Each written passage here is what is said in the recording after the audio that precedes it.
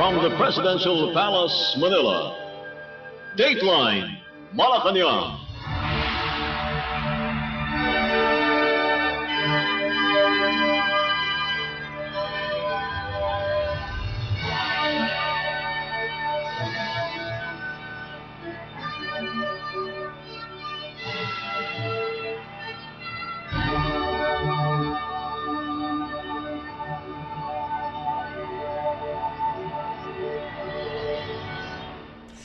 Good day. This is Dateline Malacañang. Philippine President Ferdinand R. Marcos Jr. on Sunday cautioned the public about the spread of fake news and disinformation as the campaign season heats up. In his latest vlog, the president urged Filipinos to be extra vigilant when consuming information, particularly from social media. President Marcos, who has been actively supporting his Alianza para sa Bagong Pilipinas coalition since February 11th, described the campaign trail as an opportunity to personally interact with people. The chief executive also stressed that the testimonies of ordinary Filipinos about government projects and programs cannot be faked. President Marcos Jr. stressed that those genuine experiences showcase the tangible improvements brought by government efforts, and it was heartwarming to hear citizens express gratitude for the services rendered to them. The Philippine president reminded the public that fake news exists year-round, but assured that it will not derail the government's commitment to serving Filipinos. Let us listen to the latest vlog of Philippine President Ferdinand R. Marcos Jr. Ang isa sa mga kinatutuwa ko sa mga rally na pinupuntahan namin ay nakikita ko mismo yung mga sumusuporta sa atin sa alyansa. Sila ay tunay na mga tao, tunay na Pinoy. Hindi lang ito mga keyboard warrior o troll, mga totoong tao po sila. Magandang araw po sa ating lahat at sana ay nasa mabuti kayong kalagayan. Medyo matagal na tayong hindi nakapag-vlog dahil gaya ng nakikita nyo sa balita ay kaliwat kanan ng ating mga inaasikaso.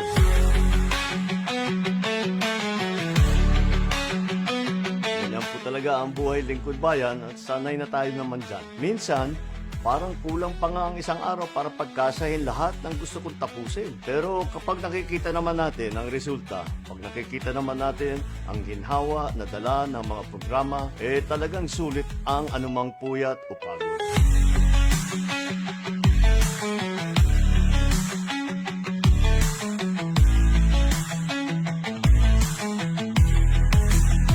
Dumagdag pa rin sa dami ng ating lakad ay ang campaign trail. Nagsimula na po ang pangangampanya ng mga senatoriable natin, kaya't basta kaya na schedule, sinasamahan ko naman sila.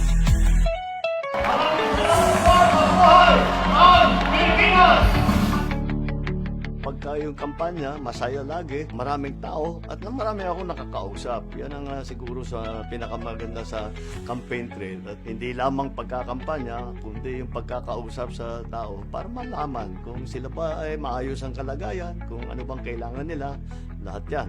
Yun ang namimiss ko ngayon.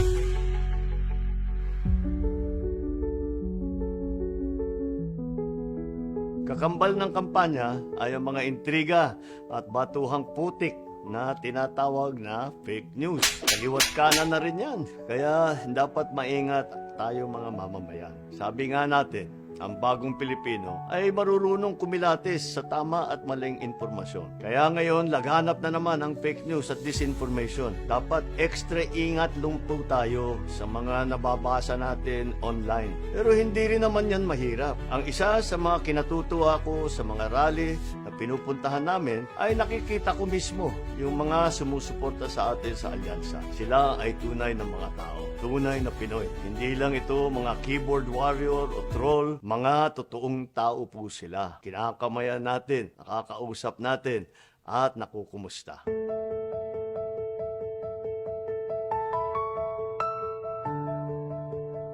Isa pang hindi nila pwedeng i-fake ay ang mga tunay na testimonya mismo ng ating mga kababayan tungkol sa mga proyekto at programa ng pamahalaan. Sa ating pag-iikot, nakakataba po ng puso na marinig ang kanilang pasasalamat sa pamahalaan, ang kanilang tiwala sa serbisyo na binibigay natin. Nakikita natin ang ginhawa na nararamdaman. Kaya naman ay talagang kinakailangan na mas madali pa nating ipagpatuloy ang ating nasimulan. Ang katotohanan ay kampanya man o hindi, ang fake news ay laging nandyan. Kampanya man o hindi, walang pipigil sa pagseserbisyo ng ating pamahalaan. Lalo pang patitibayin ang nasimulan. Lalo pang paigtingin ang pagpapaganda ng ating bayan. Dahil ang pinakamahalagang alyansa na kailangang alaga ay ang alyansa ng pamahalaan at ng taong bayan. Na tumibay ang paniniwala ng Pilipino na mayroon silang maaasahan at matatakbuhang pamahalaan. Na maramdaman ng ating mga kababayan,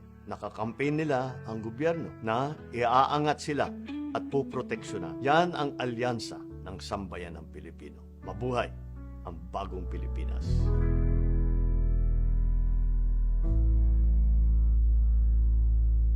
You just heard the latest vlog of Philippine President Ferdinand R. Marcos Jr.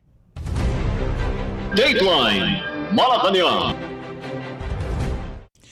Malacañang on Sunday said that President Ferdinand R. Marcos Jr.'s decision to ban Philippine offshore gaming operators or POGOs played a crucial role in the country's removal from the Financial Action Task Force or FATF gray list. In a radio interview, Presidential Communications Office or PCO Undersecretary and Palace Press Officer Claire Castro emphasized that the POGO issue was a significant reason for the Philippines' inclusion in the gray list. Issued by the President in 2023, Executive Order or EO number 33 establishes the country's anti-money laundering, counter-terrorism financing, and counter-proliferation financing strategy for 2023 to 2027. The FATF, a global financial watchdog, recently announced that the Philippines is no longer under increased monitoring, ending its gray list status that began in June of 2021. The 39-member organization sets international standards to help authorities combat illicit financial activities, including drug trafficking, arms smuggling, and cyber fraud. President Marcos Jr. ordered a total ban on POGOs last year due to their links to crimes such as human trafficking, prostitution, and murder. Castro said removal from the FATF gray list would mean smoother financial transactions, more foreign investors, and lower remittance fees for overseas Filipino workers or OFWs. Dateline Malacañang. Newly installed Presidential Communications Office or PCO Ad Interim Secretary J. Ruiz Jr., J. Ruiz, said the possible removal or retaining of PCO appointees will be based on their performance. This follows the memorandum issued by Executive Secretary Lucas Bersamin, wherein it ordered presidential appointees in the PCO to file their courtesy resignation. The memorandum said the directive was made in the exigency of service and in order to give the new PCO secretary a free hand in performing his duties and functions. The directive applies to presidential appointees in agencies, offices, and bureaus under the PCO, as well as those in government-owned or controlled corporations or GOCCs attached to the agency who hold acting or holdover status. In an ambush interview, Ruiz said, presidential appointees will undergo a review of their performance, and this will be used to determine if they will be retained or which courtesy resignation will be accepted. In relation to this, Ruiz asked the PCO for their understanding as he will bring in people as part of his team. Ruiz said it is normal to bring in people that he trusts. Dateline Malacañang. In other news, National Capital Region Police Office or NCRPO Acting Chief Brigadier General Anthony Abirin on Sunday said crime rate in Metro Manila dropped by 37.06% in the second month of 2025. In a news release, Abirin said the NCRPO recorded 343 focus crimes in February, lower than the 545 logged during the same month last year. Classified as focus crimes are murder, homicide, physical injury, rape, theft, robbery, vehicle and motorcycle theft. Based on data from the Crime Information Reporting and Analysis System, murder cases dropped by 41.94% from 31 in February 2024 to 18 in February 2025, while homicide declined by 25% from 12 to 9 cases. Physical injury and rape cases, meanwhile, both saw a decrease of nearly 50%, from 57 to 29 cases and 91 to 46 cases respectively. Robbery cases also went down by 33.73% from 83 to 55, and theft cases by 33.62% from 229 to 152. Carnapping cases in February likewise decreased, with motor vehicle carnapping dropping by 57.14% from 7 to 3 cases, and motorcycle carnapping by 11.43% from 35 to 31. Abirin said crime solution efficiency rose by 8.68 percentage points from 67.71% in February last year to 76.38% in February 2025.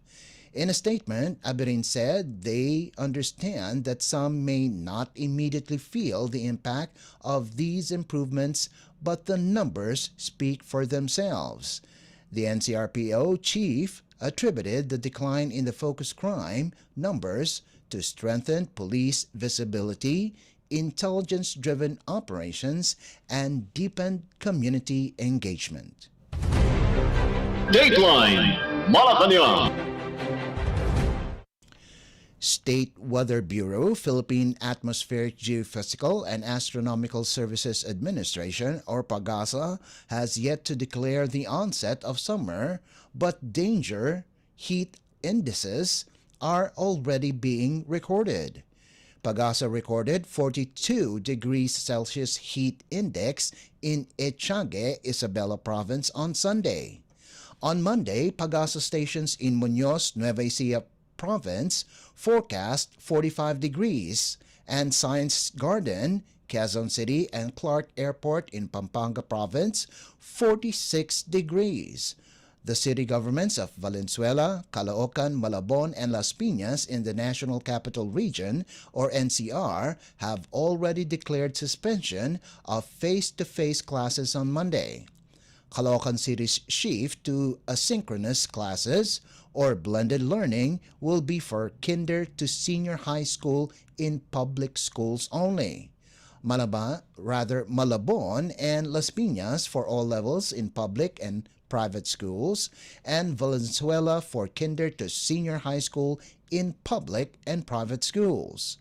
San Jose in Occidental Mindoro Province recorded an actual temperature of 36.2 degrees on Sunday, the highest for the day.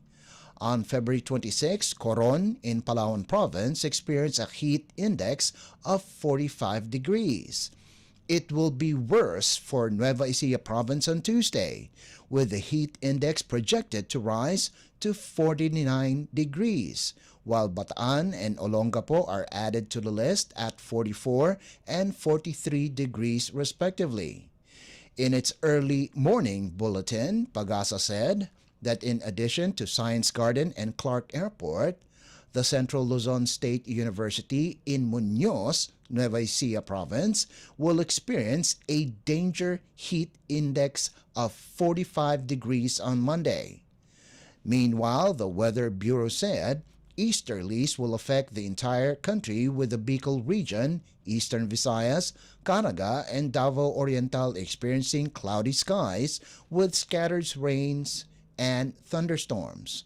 Metro Manila and the rest of the country will have partly cloudy to cloudy skies with isolated rain showers or thunderstorms due to easterlies. The eastern sections of Visayas and Mindanao will have moderate to rough coastal waters due to moderate to strong winds. Dateline Malacañang. The Presidential Communications Office, or PCO, and the whole administration of President Ferdinand R. Marcos Jr. are one in promoting the rights of every Filipino woman. In a social media post, the PCO enjoined everyone in celebrating the National Women's Month this March and celebrate their contributions to the development of various sectors inside and outside the country. With the theme Women in All Sectors, Uplifting Tomorrow in the New Philippines, let us unite to promote their strength, courage, and dedication for a brighter tomorrow for our new Philippines. Meanwhile, House Speaker Martin Romualdez underscored the significant contributions of Filipino women in shaping the country's history and development. In a statement, Romualdez said, "Their intelligence, hard work, and determination are the foundations of the country's continuous progress." The House Speaker added that the House of Representatives remains committed to enacting laws that protect women's rights, eliminate discrimination and violence, and promote their leadership in governance and nation building. Romualdez said the House will not stop until every woman has the freedom to dream, achieve, and succeed without limits. Dateline Malacañang. And finally, the Philippine Army's officials met with representatives from Australia, Japan, and the United States over the weekend to discuss reinforcing collective defense capabilities in the Indo-Pacific region. In a statement Monday, Army spokesperson Colonel Louis de Maala said, the high-level meeting at the Army headquarters in Fort Bonifacio, Taguig City on March 1 and 2 were attended by Brigadier General Dean Thompson, G3 of the Australian Army, Major General Scott Winter, G5 of the United States Army Pacific, Colonel Christopher Wynn, G5 of the U.S. Marine Corps Forces in the Pacific, Major General Norimichi Shirakawa, G5 of the Japan Group Self-Defense Force, Brigadier General Vicente Map Blanco III, Deputy Commandant of the Philippine Marine Corps, and Philippine Army Vice Commander Major General Leodevic Ginid. De Maala said the meeting focused on enhancing interoperability and aligning military exercises among regional partners and allies. The nations reaffirmed their commitment to strengthening regional security and advancing operational synergy across their land forces. He added this forum would provide another opportunity for participating nations to advance strategic initiatives and further strengthen military partnerships in the region. Dateline Malacañang. Before we conclude our program, Radyo Pilipinas World Service of the Presidential Broadcast Service is heard over the following shortwave frequencies: 9.475 MHz, 15.640 MHz, and 17.820 MHz. You can also visit our Facebook page and YouTube channel at Radyo Pilipinas World Service. You will be able to hear and view our Filipino and English programs, including news updates here in the Philippines. Kindly subscribe, like, and share our posts as well. And that concludes this edition of Dateline Malacañang. For Radyo Pilipinas World Service, this is Leo Magpayo. Good day and stay safe.